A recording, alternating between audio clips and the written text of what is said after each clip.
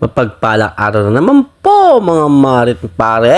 Ayan naman po ang mga dirigma. Tayo po yung naimbitahan ng isa nating followers dito sa bukid. Para daw po tayo bigyan ng maraming isda. Nagkakagulo daw po kasi isda sa kanila at puntahan daw po natin. Hindi na nga po siya nagpakilala at nahihiya. So ayan, susugurin natin yan kahit na baha pa yan.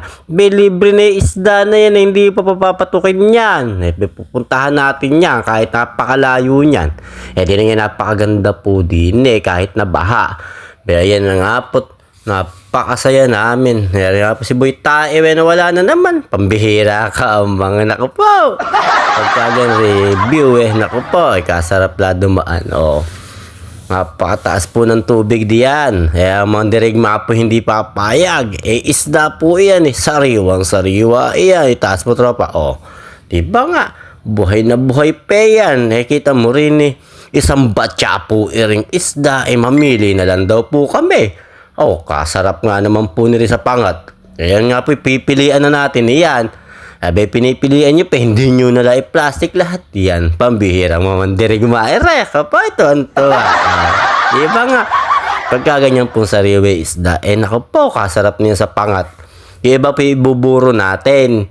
Opo, kung yun po alam ninyo, yun po tawag dito sa amin ay tagilaw. Opo, kasarap niyan. Pagka inihaw. Opo, the best na the best. So, huwian na nga po tayo. At nga po kita mo naman, napakarami po namin dala. Papayag ba man dirigma riyan na hindi mag-uwi ng isda. Bigay lang po at libre daw. Na nga po, at naku po, kasarap mamaya niya sa pangat. So, na nga po, din nga po yung nakita namin yung bate napakatapang na parang mandirigma. Ay, Diyos ko, baka mahulog ka to. Ako po, nga po pumili kami ng screen. Salamat po sa followers na yan. Thank you po. At gagawa tayo ng sarili nating screen na pang-umang sa bukid. Ayan, parang di na po tayo nangihingi ng isda. Para tayo po mismo ay makahuli dyan. So, ayan na nga po. Tuloy-tuloy lang po tayo dyan sa ating paggawa. Habang kami po din ni paring Kelvin ay mag-aasikaso muna po ng isda. Ayan na nga po. Ayan po'y tunay na tilapia. At dito nga po ay lalagat natin yan sa ating alagaw at luyan dilaw. Yan, ipapaksiw lang po natin yan. Papalitan lang po natin ang luyan dilaw. Ang luya. Yan po. Napakasarap po niyan. Ano po ba tawag sa inyo yan? Dito po sa amin ay lagat po ang tawag dito po sa amin yan. Napakasarap po niyan. Sino kaya hindi nakakakain pa niyan? Ako po, Diyos ko amang. Di nga po dire-diretso lang paggawa. Para po mamaya pagka nagawa na isa yan naku po kain na namang malupit. Di mi si Boss Pipi kita mo naku po kadis ko naman kita mo pang model model ng sapatos na butas. Pambira ka naman amang. Opo, timplahan na natin nga ayan, lalagyan lang po natin ng suka. Ayan, konting tubig. Naku po may pampalasa na po yan. Hindi ko na lang po pinakita. Sasalang natin yan. Po, kasarap. Yun po ba kumakain sa inyo ng nilagat? Po, kasarap naman po. Pag kumulo, ako po, kitang-kita mo naman itsura. Kanin na kanin ubos sigurado rin yan. Pambira.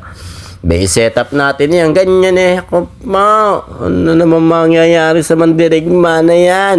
Gutom na yung Boss Pipik ko Saan na yan? Ayaw magpakita. Magdasal ka muna. Sige namang, ako po, Diyos kong dasal, kagaling. Amen po, tayo po'y kumain. Tara po, kain muna po, kain po. Maraming pong salamat, kain po.